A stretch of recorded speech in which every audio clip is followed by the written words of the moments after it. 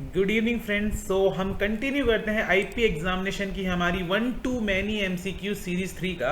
और इससे पहले कि आप वीडियो से कहीं भी इधर उधर जाएं, I just want to assure you that as far as I am concerned, अगर मैं आईपी एग्जाम की प्रिपरेशन कर रहा होता तो I feel that today's video will cover a lot of questions which will be there in your examination. ये video है paper 2 से रिलेटेड क्वेश्चन जो कि मैंने स्वामी हैंडबुक पढ़ते पढ़ते अभी कुछ पार्ट की आप लोगों के लिए बनाई है। तो आप बिल्कुल अश्योर हो जाइए कि इसमें से काफ़ी सारे क्वेश्चंस जो है ना वो आपके एग्जाम में आने वाले हैं। For me as I said it is one of the better contents that I have made and a lot of informational topics that might form part of your examination। तो हम फटाफट से स्टार्ट करते हैं। we'll start quickly and we will end quickly as well। so here we start। it is one to many MCQ series 3। YouTube पे आप एड्यूथाला पे प्रणय पे आप देख ही रहे हैं और प्ले स्टोर में एड्यूथाला ऐप के अंदर भी आप इसको इजीली पा सकते हैं। फर्स्ट क्वेश्चन की तरफ हम बढ़ते हैं। ये पेपर 2 से रिलेटेड है। I have already informed you. Just two things I want, please keep a pen and paper with you. This particular this thing that I have shared, this PPT I will share in PDF format with you, no problems at all। and please be with me till the end। और video को like जरूर करिएगा, मुझे बहुत अच्छा लगेगा। और आप चैनल को सब्सक्राइब भी कर सकते हैं। So how many interest free advances are admissible to a government servant? This is the question कि भाई इंटरेस्ट फ्री, आप लोगों को इंटरेक्टिव रहना है इस क्लास में। प्लीज मेरे को साथ साथ जवाब देते दीजिएगा, मैं भी आपके साथ बना हुआ हूं in the live chat box. So please tell me how many interest free advances are admissible. देखिए, दो तरह के एडवांसेस मिलते हैं गवर्नमेंट सर्वेंट को। एक होते हैं इंटरेस्ट विद इंटरेस्ट एडवांसेस, एक होते हैं इंटरेस्ट फ्री एडवांसेस। तो this might be a very good question, how many interest free advances are admissible to an employ. Please बताइए। 2 बोल रहा है कोई, 2 3 4 5। Please be responsive. I want you all to attend it properly। 2 3 4 5। So here is the right answer। The right answer is there are total 4 types of interest free advances। As I said, this is a one to many MCQ series। तो हम केवल ये question नहीं पढ़ेंगे, we will also form part इससे various other points we will also cover। TA on tour or transfer, TA to family of deceased government servant, LTC advance and medical treatment advance। These 4 are interest free advances admissible to whom? Admissible to a government servant। तो आप स्वामी की handbook आप लोग preparation कर रहे हैं, आपके पास होगी, आप इसको खोलिएगा, इसके पहले पन्ने पे चाहिएगा, सबसे ऊपर लिखा होगा बड़ा बड़ा interest free and interest bearing advances. तो इंटरेस्ट फ्री एडवांस के अंदर आप जानते हैं 4 तरह के जो हैं। All free publish by all interest except those mention advances. हाँ, तो बहुत सारे पहले इंटरेस्ट फ्री एडवांसेस होते थे, उसमें से इन 4 को छोड़कर सभी अबॉलिश के, साइकिल एडवांस, पता नहीं कौन, फेस्टिवल एडवांस, हम सब लोग बहुत सारा यूज करते थे festival advance. Now only these 4 advances are left for utilization from the government servant. तो ये आप चारों को ध्यान रखिएगा। Family of a deceased government servant, क्या ये आप ध्यान रखिए, अगर किसी गवर्नमेंट सर्वेंट की डेथ हो जाती है और उनकी फैमिली कहीं बाहर रहती है तो उनके प्लेस ऑफ पोस्टिंग तक आने का खर्चा भी गवर्नमेंट उठाती है। This is called TA to family of deceased government servant. तो ये एक बार अनफॉर्चुनेटली मेरे सामने किसी के लिए यूज हो चुका है। TA ऑन टूर और ट्रांसफर, तो आप जानते हैं आपके ट्रांसफर भी होंगे, आप टूर पे भी गए ही होंगे। LTC एडवांस आप जानते हैं, लीव ट्रेवल कंसेशन एडवांस, इसके अंदर 90% तक जो हम जाना होता है हमको कहीं घूमने, उसका एडवांस जो है हमको मिल जाता है। प्लीज LTC के रीइंबर्समेंट से रिलेटेड टॉपिक मैं पहले कवर कर चुका हूं आप लोगों के लिए, उसको ध्यान में रखिए कितने दिन के अंदर एडमिसिबिलिटी होती है हमारे किसकी, हमारे बिल को हमें रीइंबर्स करने के लिए सबमिट करना होता है। मेडिकल ट्रीटमेंट में भी एडवांसेस हम एडवांस में ले सकते हैं। So this was the first question. Let's move to the second question, how many types of interest bearing advances. अब आप कहेंगे सर आपने अभी पहले ही बोल दिया कि 2 तरह के इंटरेस्ट बेयरिंग एडवांसेस होते हैं, but as I said this is one to many MCQ series. आप केवल इसके ऊपर ध्यान मत दीजिएगा, बिलो यहां जो फुटनोट आने वाला है ना वो कमाल करेगा। देखिए हम खोल लेते हैं। There are 2 types of interest bearing advances, personal computer advance and house building advance. अब इनकी जितनी भी चीजें हैं जो आपके पेपर में आ सकती है ना, वैसे मैं स्वामी जी की किताब जो है ना अपने दिल के करीब रख के ऐसे हाथ रख के साथ साथ आप लोगों को पढ़ा रहा हूँ, कुछ गलती ना हो जाए, क्योंकि अकाउंट्स तो ये पेपर ही टफ है, ये तो मेरा भी वीक है, सब लोगों का ही वीक होता है। How many types of interest bearing advances? There are 2 types, personal computer advance and house building advance. Important point समझ लीजिए, पर्सनल कंप्यूटर एडवांस मिलता है 50,000 रुपीज तक, इंटरेस्ट रेट है 9.8% की। Allowed 5 times and interval of 3 years during whole service 5 ही बार मिलता है और पिछले एडवांस से अगले एडवांस के बीच में 3 इयर्स का गैप होना चाहिए। मोस्ट इंपॉर्टेंट पॉइंट है आपके पर्सनल कंप्यूटर एडवांस के। इसके रीपेमेंट के बारे में बात करेंगे बट वो अलग से कर लेंगे। सो आप ध्यान रखिए, there are 2 interest bearing advances. Personal computer advance the limit is 50,000 rupees, interest is 9.8% currently, allowed 5 in times and interval of 3 years. This is very important, this might form part of your question. And then house building advance, आप जानते हैं as the name suggests it is for purpose of building your house or purchasing a new property also. The upper ceiling limit for building advance is 25 lakhs for new अगर नया खरीद रहे हैं and 10 lakhs for expansion. इसके अंदर main बात है 34 months की बेसिक पे के बराबर मिलता है। You can get this house building advance up to 34 months basic pay subject to maximum of 25 lakhs in case of new and 10 lakhs for expansion of existing house. तो यानी कि house building advance भी 2 तरह का हो गया, नया खरीदने के लिए और पुराने को एक्सपेंड कराने के लिए। मिलेगा 34 मंथ्स बेसिक पे के बराबर ही। So if you are drawing like say अगर हम बात करते हैं सैलरी आज की डेट में किसी की 18,000 अगर है या 20,000 है तो 20,000 इंटू 34 करेंगे, सब्जेक्ट टू मैक्सिमम ऑफ 25 या 10 लाख लगाएंगे। करंट में 7.9% इंटरेस्ट रेट हो गया है, बट पिछले फाइनेंशियल ईयर में 2021-22 जो कि रेलेवेंट है शायद आपके एग्जाम्स के लिए, उसमें 7.1% ही था। तो ये तो खैर चेंज होता रहता है, but this is standard 25 lakhs and 10 lakhs expansion के केस में। अच्छा, एचबीए कॉस्ट सीलिंग और कह रहा है 139 टाइम्स ऑफ बेसिक पे मैक्सिमम 1 करोड़। मतलब जो घर परचेज कर रहे हैं ना आप, हाउस बिल्डिंग एडवांस आप लेने निकले तो आपने कहा साहब मैं तो 10 करोड़ का घर खरीद रहा हूं, वो और बात है कि मुझे एडवांस 25 लाख की चाहिए, तो उन्होंने कहा नहीं भाई मैक्सिमम घर खरीदने की सीलिंग लिमिट 1 करोड़ रुपए की, 1 crore rupees, 139 times of basic pay subject to maximum of 1 crore. And if both husband and wife, ये अलग अलग केस हैं, both husband and wife are government employees तो ये 1 और 1 2 करोड़ हो जाता है। इसको एक बार मैं चेक कर लेता हूँ क्योंकि मैं आप लोगों से जो बोल रहा हूँ वो सही है भी कि नहीं। मैं आप लोगों को एक बार पढ़ के सुना देता हूँ जिससे कि हम और आप दोनों साथ के साथ क्लियर कर लेंगे इस चीज को। हाउस बिल्डिंग एडवांस कहा गया, ये तो हमारा CGHS चल रहा है। तो दोस्तों जो मैं आपके सामने लिख रहा हूँ उसमें इंटरेस्ट रेट जो है ना, that is also very important, क्योंकि you never know they will ask you interest rate, क्योंकि आपके एग्जाम में आपको ये तो पता ही 31/12/2021 तक का जो है आने ही वाला है। इसमें ये साफ साफ लिखा हुआ है cost of the house to be built और purchased should not exceed 139 times of basic pay of the employee subject to maximum of 1 crore. And if both husband and wife are employed in central, state and public government undertakings, the pay of both of them will be taken into consideration for calculating the cost ceiling. अब मैं ये बात आपको इसलिए कहना चाहता था कि मैं देखना चाहता था आप में से कितने लोगों ने इसको यस किया है या नो किया है। सो आप मुझे बताइए 1 करोड़ ही रहेगी सीलिंग या 2 करोड़ हो जाएगी ceiling? 139 times of basic pay, maximum 1 crore. This includes husband and wife.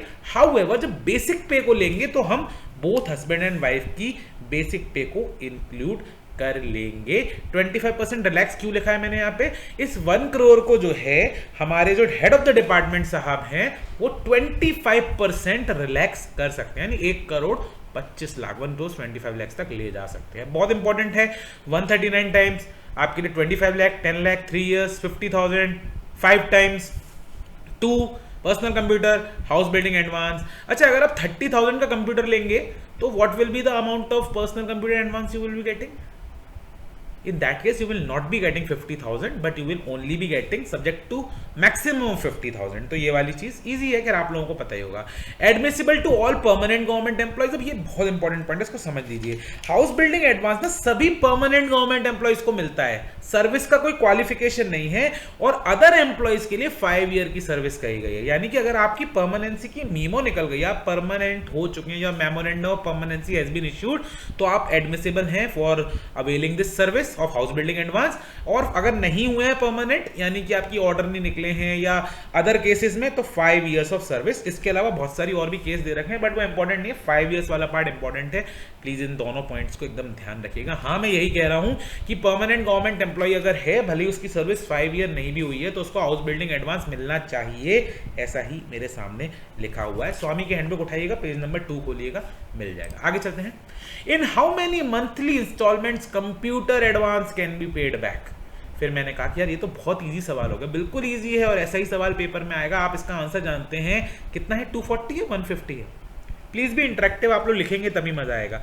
How many monthly installment, computer advance जो आपने लिया था 9.8% के इंटरेस्ट रेट के साथ 50,000 रुपीज का, उसको मैक्सिमम कितनी मंथली इंस्टॉलमेंट में, मैक्सिमम कितनी मंथली इंस्टॉलमेंट में आप चुका सकते हैं? The answer is maximum 150 installment. और जो मैक्सिमम रिकवरी हो सकती है ना, वो आपकी टोटल सैलरी का 50% ही हो सकती है। हालांकि बहुत छोटा एडवांस है तो 50% का तो कोई सवाल ही नहीं उठता है, क्योंकि मिनिमम सैलरी ही 18,000 है। तो आप समझिए कि 9,000 रुपीज़ पर मंथ अगर बेसिक का भी लेंगे तो 9,000 इंटू 150 तक तो बहुत एडवांस हो जाएगा, बट शायद पहले से चला रहा है। तो मैक्सिमम रिकवरी कैन बी 50%, इसमें अदर रिकवरीज भी इंक्लूड होती हैं, ये वाली बात भी है। And maximum 150 installment is the right answer. House building advance जो पीछे वाली स्लाइड में पढ़ा था, that is payable in 20 years, जिसकी EMI 180 और प्रिंसिपल के लिए और 60 इंटरेस्ट के लिए। सो पहले इसमें प्रिंसिपल पेड होता है, फिर इंटरेस्ट होता है, आप जानते हैं। एंड मैंने लिखा है ask me for example, I will share in group और you can read in Swamy for HBA। तो भाई स्वामी का पेज नंबर एक बार खोलिएगा, आप पेज नंबर बता रहा हूँ 11, मैं अभी आप लोगों को स्कैन करके भेज दूंगा, मुझे कोई प्रॉब्लम नहीं है। इसके अंदर हाउस बिल्डिंग एडवांस का बहुत अच्छा एग्जांपल दिया हुआ है, जिससे आपको ये 180 प्रिंसिपल और 60 EMI कैलकुलेट करने में बहुत ही ईजी रहेगा।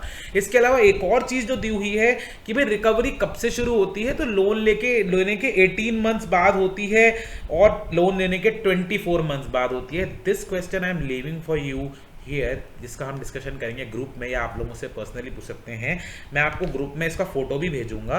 बट एक क्वेश्चन जो मुझे आने लायक लग रहा है कि अगर नया हाउस ले रहे हैं या घर को बड़ा कर रहे हैं, तो जो कंप्लीशन के 18 मंथ्स बाद ही ना, कंप्लीशन के 18 मंथ बाद ये आपकी रिकवरी स्टार्ट होती है। अगर हम लैंड लेके घर बना रहे हैं तो 24 मंथ्स बाद इसको शुरू करते हैं हम लोग, और अगर नया घर बना बनाया ले रहे हैं तो उस केस में इमीडिएटली रिकवरी शुरू हो जाती है। किसकी? EMI वाले पार्ट की। ठीक है, इसका मैं फोटो आपको भेज दूंगा, आप लोगों को और अच्छे से इसकी क्लैरिटी हो जाएगी। बहुत इंपॉर्टेंट पॉइंट्स है, 150 भी इंपॉर्टेंट है, 180 प्लस 60 भी है। आपसे पूछ सकता है EMI फॉर इंटरेस्ट कितनी होती है? 60 होती है। प्रिंसिपल कितनी होती है? 180 होती है। अच्छा, हाउस बिल्डिंग एडवांस में, okay here is the time for interaction. House building advance में इंटरेस्ट सिंपल इंटरेस्ट है या कंपाउंड इंटरेस्ट है? जरा फटाफट क्विकली मुझे बता दीजिए, क्विकली बता दीजिए। हाउस बिल्डिंग एडवांस में इंटरेस्ट जो है वो हमारा किस तरह का है? सिंपल है या फिर हमारा कंपाउंड इंटरेस्ट है? आंसर आप जानते हैं, it's simple interest, it is a simple interest. So if there is a question in examination कि भाई HBA कितने पीरियड में पेएबल होता है? 20 years, that is 180 plus 60। All right, next move to the next question. Please ask me for this example. I will share in the group. I'll upload it on the app as well as everywhere you want. This is a very important example to understand house building advance का कैसे होता है। CGHS का coverage area, दोस्तों हम लोग जानते हैं कि CGHS की फुल फॉर्म है सेंट्रल गवर्नमेंट हेल्थ के बाद स्कीम है कि सर्विस है कि सेवा है, ये मुझे आप लोग अभी बताएंगे। What is the full form of CGHS? What is CGHS? Central government health service, health scheme, health सेवा। प्लीज जल्दी से मेरे को बता दीजिए। कवरेज एरिया इन किलोमीटर्स, इसका आंसर 5 है। इतनी देर में आप मुझे ये बता रहे थे, इसकी सही वर्ड है it is scheme, central government health scheme, जो कि ministry of health and family welfare के अंडर चलती है। 5 किलोमीटर्स का मतलब ये है कि ऐसे सारे एम्प्लॉइज जो कि सेंट्रल गवर्नमेंट हेल्थ सर्विस के 5 किलोमीटर के रेडियस के अंदर आते हैं, उन सारे एम्प्लॉइज को CGHS में कवर करना एब्सोल्युटली कंपलसरी है। किस चीज के 5 किलोमीटर के अंदर? Of what? Of the wellness centre. Now you have to understand that the small hospitals where doctors are there to treat us, to take OPD, वो डॉक्टर्स बैठते हैं कहां? वेलनेस सेंटर में। So the small dispensaries established by CGHS are known as wellness centre. This is itself a question. इस wellness centre के अगर 5 kilometre के radius में आप रहते हैं तो you will be covered under CGHS scheme, health scheme, service बोल देते हैं कई लोग, गलत हो जाएगा। तो वेलनेस सेंटर आप पता चल गया, 5 किलोमीटर पता चल गया सीजीएचएस कवरेज। जो इस 5 किलोमीटर के रेडियस के बाहर रहते हैं उनको central services medical attendance rules, यानी पुराने वाले रूल्स है ना, उनसे कवर किया जाएगा। तो भाई आपको ये 5 के साथ साथ ये भी पता होना चाहिए अगर 5 से बाहर रहते हो तो क्या होगा, central services medical attendance rules के अंदर आप जाओगे। आपको बहुत इंपॉर्टेंट है कि आप eligibilities of CGHS card holders पढ़े। क्यों मैं बोल रहा हूं, एलिजिबिलिटीज के अंदर इन्होंने दिया हुआ है, देखो कौन कौन एलिजिबल है। मैं आपको एक चीज पढ़ के बताता हूं, मैं इस पूरे को स्लाइड में ऑफ कोर्स नहीं ले सकता था। इसके अंदर बहुत सारे लोग दिए गए हैं, मतलब जैसे कौन कौन दिए गए हैं, all employees paid from civil estimates, pensioners, retired divisional accountant, widows and child getting family pension including minor brothers and sisters. तो आप ये बहुत इंपॉर्टेंट समझ लीजिए कि फैमिली पेंशन वालों को भी है, दिल्ली पुलिस एम्प्लॉइज को भी है, रेलवे बोर्ड एम्प्लॉइज को भी है। ऐसे करते करते इन्होंने टोटल 18 दिए हैं। Retired employees of Central Council for Research in Yoga and Naturopathy, Lalit Kala Akademi, Indira Gandhi Centre for Arts, ICCR Indian Council for Cultural Relation, Indian Red Cross Society. तो ये सब लोग एलिजिबल हैं।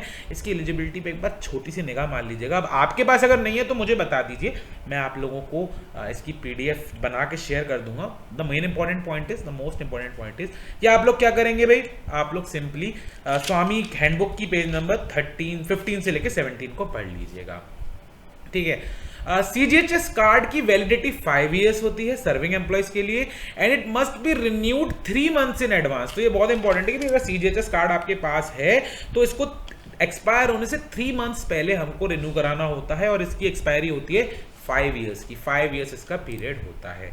Guys, am I able to give you some good questions और I am able to make you revise something very good?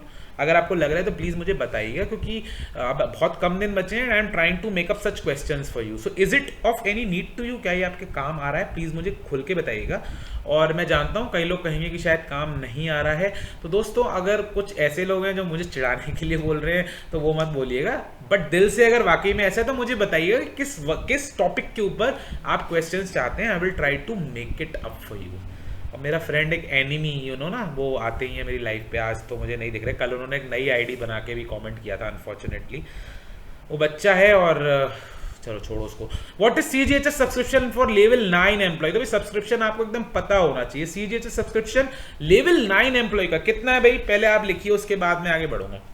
हाँ, तो भाई CGHS level 9 employ का क्या कंट्रीब्यूशन सब्सक्रिप्शन है, यानी सैलरी से कितने रुपए कटते हैं? और इसका आंसर देने से पहले आप लोग प्लीज़ वीडियो को लाइक कर दीजिएगा। मुझे बहुत अच्छा लगता है आप लाइक करते हैं। मुझे 100 लाइक्स देखना बहुत पसंद होता है। अभी मेरी औकात इतनी हुई है कि मैं 100 लाइक्स देख पाऊँ। 200, 250, 300 तो अभी सपना है। क्लिक करते हैं। लेवल 1 to 4 यानी कि लेवल 1 to 5 यानी 2800 2800 ग्रेड पे तक 250 रुपीज। लेवल 6 केवल एक अकेला है जो 450 कंट्रीब्यूशन देता है। 7 to 11 650 देते हैं, इसका आंसर है 650। And 11 12 and above 1000 rupees per month देते हैं as an subscription for CGHS.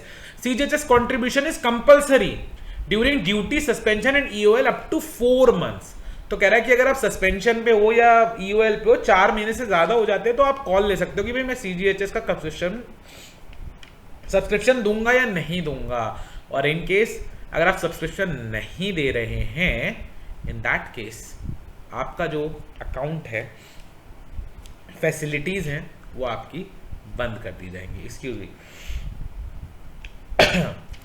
CGHS advance जो है वो 90% तक मिल जाता है अगर कोई मेडिकल कंडीशन है and you want an advance, you will be granted 90% advance. You can also directly get hospitalised and emergency certificate 48 hours के अंदर सबमिट करके you can easily get everything reimbursed, there is no problem. Medicines of 3 months can be allowed at once. तो अगर आप wellness centre में जाते हैं और आप कहते हैं डॉक्टर साहब मैं बार बार नहीं आ सकता हूँ, मुझे एक बार दवाई लिख दीजिए, तो आप 3 मंथ्स की एक बार में दवाई लिखवा सकते हैं, no problems. Minimum service after for enrolment after retirement, sorry after 2 बार हो गया। अगर रिटायरमेंट के बाद आप सीजीएचएस फैसिलिटी जाते हैं तो कम से कम 10 ईयर्स की सर्विस आपके पास होनी चाहिए। अगर नहीं होगी तो ऐसे केस में आपको सीजीएचएस का बेनिफिट नहीं मिलेगा। मैं आप लोगों से एक सवाल करना चाहता हूँ personal. Friends, I had a 11-year term with department of post. तो मैं एक सेंट्रल गवर्नमेंट एम्प्लॉय था।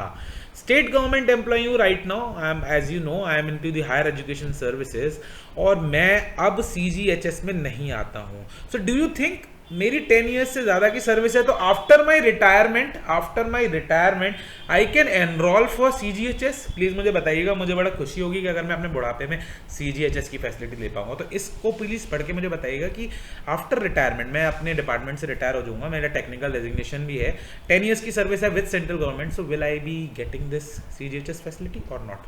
प्लीज़ बताइएगा, नहीं तो मैं कैट में केस डालूंगा फिर, है ना।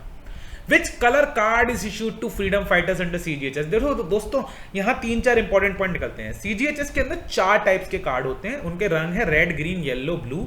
फ्रीडम फाइटर्स जो होते हैं उनको और पेंशनर्स को और XMP MLS को सेम कलर का कार्ड मिलता है, आंसर इज ग्रीन कार्ड, इनको ग्रीन कार्ड मिलता है। पेंशनर, XMP, फ्रीडम फाइटर्स को ग्रीन कार्ड मिलता है, वो US वाला ग्रीन कार्ड नहीं है बट इनको ग्रीन कार्ड मिलता है। सर्विंग को ब्लू है, मेंबर ऑफ पार्लियामेंट को रेड है। इसको कैसे याद रखने का दोस्तों? इसको ऐसे याद रखने का कि सर्विंग गवर्नमेंट एम्प्लॉय यानी ऐसे खिलाड़ी who are playing for Indian team will be wearing the blue jersey, okay, they will be wearing a blue jersey. और आप member of parliament red beacon, लाल बत्ती वाली गाड़ी में चलते हैं ना, तो इसीलिए रेड याद कर लीजिएगा। ऑटोनोमस बॉडीज और जर्नलिस्ट को येलो दिया जाता है, भाई येलो येलो डट्टी फेलो। आजकल जर्नलिस्ट जो है हमारे, सब नहीं, कुछ ऐसे हैं जो इनकी वजह से होता है कि अरे यार ये तो बहुत ही डर्टी न्यूज़ दिखाते हैं, तो yellow yellow dirty fellow. You can write green यानी कि हमारे जो सीनियर सिटीजन्स हैं, पेंशनर्स वगैरह हैं। ब्लू, ब्लीड ब्लू, हम इंडियन टीम के प्लेयर्स हैं तो हम ब्लू जर्सी पहनेंगे। And member of parliament that is red colour, because उनकी गाड़ियों पे पहले वो रेड बीकन होते थे, अब तो खैर केवल प्रेसिडेंट को भी अलाउड नहीं है अब तो। The claim is to be submitted to the concern department, ये पहले 3 मंथ्स था बट अब 6 मंथ्स हो गया, तो डिस्चार्ज फ्रॉम हॉस्पिटल से 6 मंथ्स के अंदर आपको जो अपना क्लेम है वो सबमिट करना होता है, ठीक है, 6 मंथ्स के अंदर। एंड द CMO, हाँ ठीक है, बस 6 मंथ्स के अंदर करना होता है।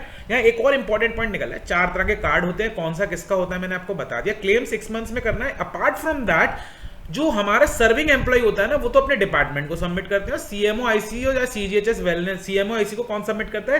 पेंशन बेनिफिशियरी, जो पेंशनर है ना वो CMO chief medical officer incharge of CGHS wellness centre को कर देता है, जहां पे उसका कार्ड रजिस्टर्ड है, ये नहीं किसी में भी जाके कर देगा।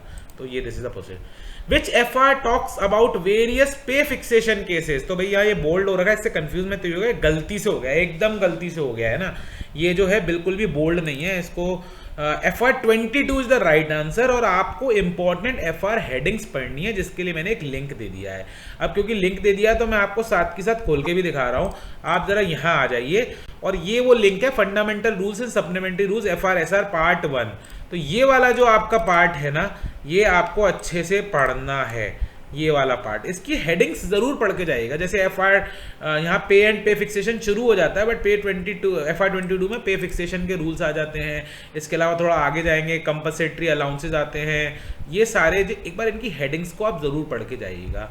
इसके अलावा इंस्पेक्टर पोस्ट की एक ट्रेनिंग गाइड है मेरे पास, जो कि while I was taking training as sub divisional inspector, वो मुझे मिली थी, वो भी मैं आपसे शेयर करना चाहूंगा, तो इसको पढ़ लीजिएगा। ऐसे पोस्ट का है, मेरा मटेरियल तो नहीं है, बट पूरा ना पढ़ के इंपॉर्टेंट पॉइंट जरूर पढ़ लीजिएगा। जैसे क्या लिखा है, leave not to exceed 5 years, कहां दिया है? FR 18 में दिया। कोई भी छुट्टी टोटल 5 साल से ज्यादा नहीं हो सकती।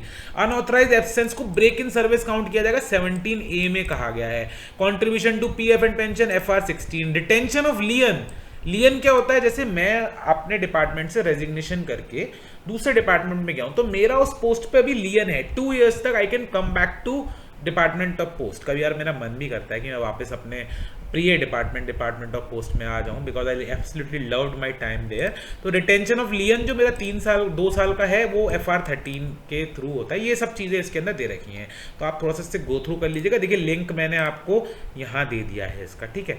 चलिए जी आगे बढ़ते हैं। In which case CEA is not admissible, बात कर रहे हैं चिल्ड्रन एजुकेशन अलाउंस की, ठीक है। चिल्ड्रन एजुकेशन अलाउंस या असिस्टेंस इज नॉट एडमिसिबल। तो देखो इसके अंदर मैं आपको एक चीज बताना चाहता था, पहले ये असिस्टेंस होता था, अब इसको अलाउंस ही कर दिया गया, तो कंफ्यूज नहीं होगा, ये अलाउंस ही है। तो तो बताइए जरा, सस्पेंड अगर कोई हो जाएगा तो क्या सीईए मिलेगा, लीव पे सीईए मिलेगा, डाइजनॉन पे सीईए मिलेगा, ईओएल पे किसमें पे नहीं मिलेगा? ये पीएसएस ग्रुप बी और अलग क्वेश्चंस पूछे जाते रहते हैं ये वाले। तो इसका राइट आंसर है नॉट एडमिसिबल ड्यूरिंग डाइजनॉन पीरियड, डाइजनॉन में सीईए नहीं मिलता है।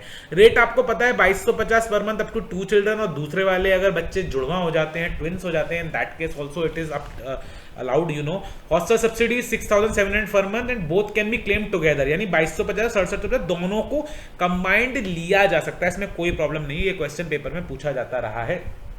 Can concurrently be claimed? Yes, they can be claimed concurrently. And 50 kilometres मैंने क्यों लिखा है कि भाई हॉस्टल सब्सिडी तभी मिलेगी जब बच्चे का हॉस्टल जो है ना वो एग्जिस्टिंग घर से, आपके रेसिडेंस से, परमानेंट एड्रेस से 50 किलोमीटर से अबव ज्यादा दूर होगा। तो डीए अगर 50% पार करेगा तो ये दोनों ही चीजें 25% और इंक्रीज हो जाती हैं, ठीक है, ये चीज गिवन है। Maximum age is 20 years and for differently abled it is 22 years. Am I correct? I am leaving you with this question, क्योंकि मैं तो थोड़ा ऑफलाइन हूँ इस समय, बट मैं आप लोगों से इसलिए पूछ रहा हूँ, खैर मैं ऑनलाइन हूँ आपके साथ वाइल टाइप कर रहा हूँ मैं, but 22 years is the right answer और this age limit is being completely lifted. आपको बताना है डिफरेंटली एबल्ड के लिए 40% डिसेबिलिटी से ऊपर होता है उसे डिफरेंटली एबल्ड माना जाता है। उनके लिए सीईए और हॉस्टल सब्सिडी डबल अमाउंट हो जाती है, ये भी आप लोग जानते हैं, डबल अमाउंट पे मिलती है। क्या 22 इयर्स करेक्ट है यहाँ पे या इनकरेक्ट है? 20 इयर्स तो करेक्ट है, या 12th class which ever is earlier, ये तो करेक्ट है, बट 22 इयर्स है या नहीं ये आप लोग मुझे बताएंगे कमेंट बॉक्स में, मैं आपके साथ ऑफकोर्स बात कर रहा हूँ। As per conduct rules, whether participating in professional sports require prior permission। तो भाई ये बताइए, हम स्पोर्ट्स एक्टिविटीज में अगर पार्ट ले रहे हैं, भले ही प्रोफेशनल है या नहीं है, तो क्या उसके लिए परमिशन लेने की जरूरत है? बहुत इंपॉर्टेंट पॉइंट हो सकता है ये, तो दोस्तों जरा ध्यान से पढ़ लीजिए। Yes, permission is required. Only participation in amateur sport is allowed without permission. मतलब मैं ऐसे ही खेलता हूँ शौकिया तौर पर, रिक्रिएशनल, अमेच्योर, नॉन प्रोफेशनल, तो without permission is okay. Kindly ask me for a screenshot of the permitted and wanting permission list in WhatsApp group. तो भाई स्वामी की बुक के अंदर मैं आपको वैसे ही बता देता हूं, और आप लोगों को वो तो जैसे कि हमारी बात चल रही है कि मैं आपको स्क्रीनशॉट दे दूं, वो तो मैं दे दूंगा। यहाँ स्वामी की हैंडबुक के पेज नंबर 74 पे और पेज नंबर 67 से शुरू करना आप लोग, 67 से लेके 74 तक काफी सारी बहुत अच्छी अच्छी चीजें दी हुई हैं। इसमें कई सारी एक्टिविटीज दी हुई हैं जिसके लिए प्रायर परमिशन जरूरी होती है, कई सारी एक्टिविटीज जिसके लिए प्रायर परमिशन जरूरत नहीं होती है। जैसे कि कहा है to become members of Sanyukt Sadachar Samiti, it is not required to take prior permission. तो ये थोड़ा सा देखने वाला है। To participate in the fund raising effort of national foundation for communal harmony, कोई प्रॉब्लम वाली बात नहीं, इसको भी आप बिना परमिशन के अवेल कर सकते हैं। तो ये जो है ना, ये वाली चीज मैं आप लोगों के साथ शेयर कर दूंगा। प्लीज मुझे व्हाट्सएप ग्रुप में आप लोग पूछते रहिएगा, मैं भेजूंगा आपको। Employment of children below 14 years, इसके लिए ऐसी चीजें मैंने इसलिए लिखी हैं, for such kind of thing no permission is required because it is totally prohibited. The word is prohibited, ऐसी चीजें प्रोहिबिटेड हैं। अनसोशियबिलिटी, ओहो अनसोशियबिलिटी लिख गया हूं, ये अनटचेबिलिटी लिखना है मेरे को ना। अब आपने देख ही लिया है तो मैं इसको संग संग करेक्ट कर देता हूं। एक मिनट बने रहिएगा दोस्तों।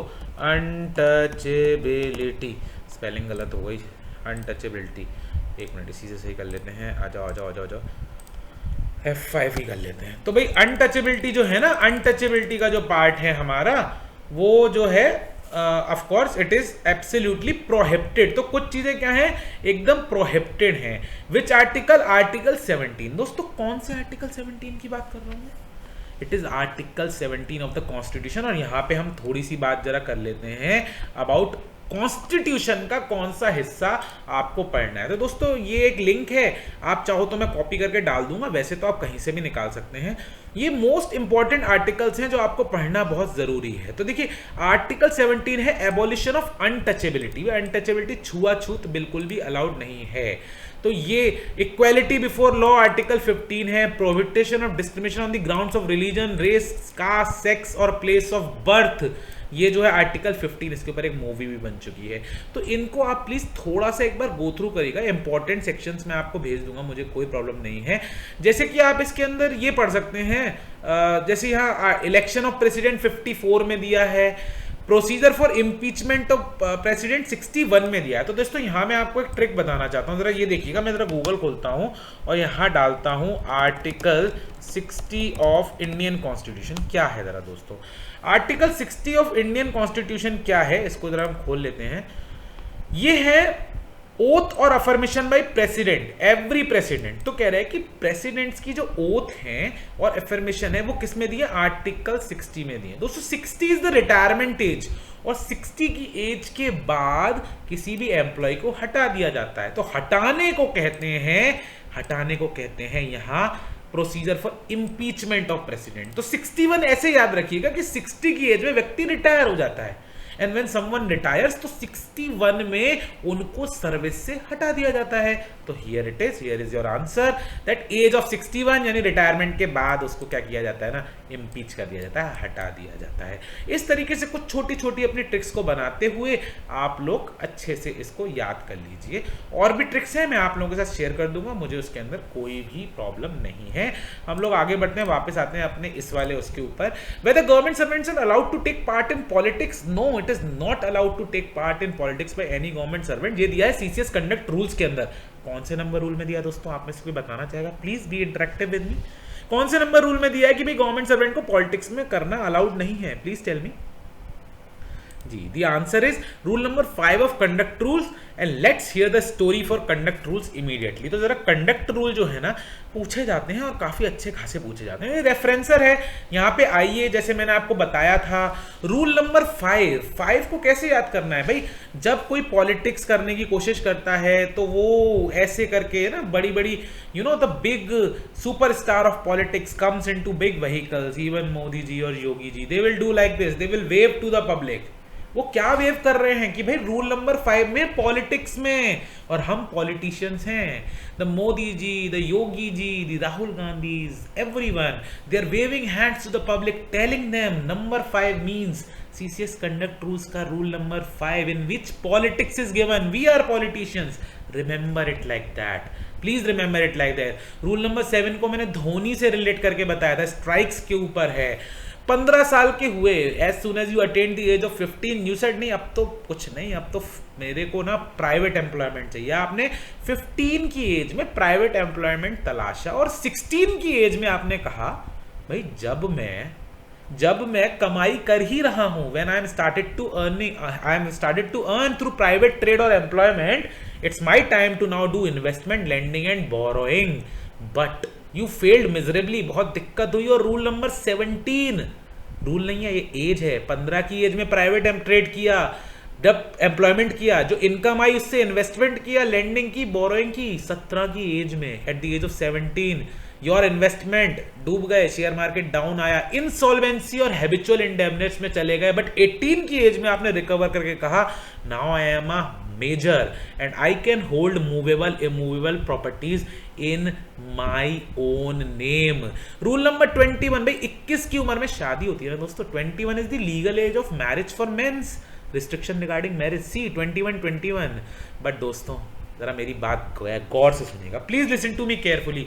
Eight the age of 21 you got married, at the age of 21 which is the legal age of getting marriage, you got married, and because your wife she used to she use so many controls over you, तो आपको 22 की age में दुखी होकर आपने consumption of intoxicating drinks यानी आपने दारू पीना शुरू कर दिया है। आपकी वाइफ कितना रोक रही है फिर भी आप दारू पी रहे, you are still consuming intoxicating drinks. तो दोस्तों शादी का मतलब ये नहीं है कि आप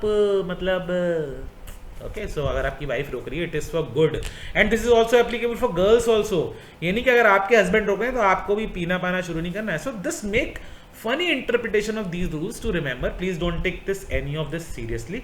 इस तरीके से आप इसको पढ़ेंगे तो आपको बहुत जल्दी याद हो जाएगा। ये मैं बंद कर देता हूँ। रेफरेंसर बहुत अच्छा है, बहुत अच्छे से इसके अंदर आप क्लिक करेंगे तो इस रूल के अंदर चले जाएंगे, बहुत अच्छे से दे रखा है। ये मैंने आपको बता ही दिया, इसको भी मैं बंद कर देता हूँ, वापस आ जाता हूँ अपनी स्लाइड के ऊपर।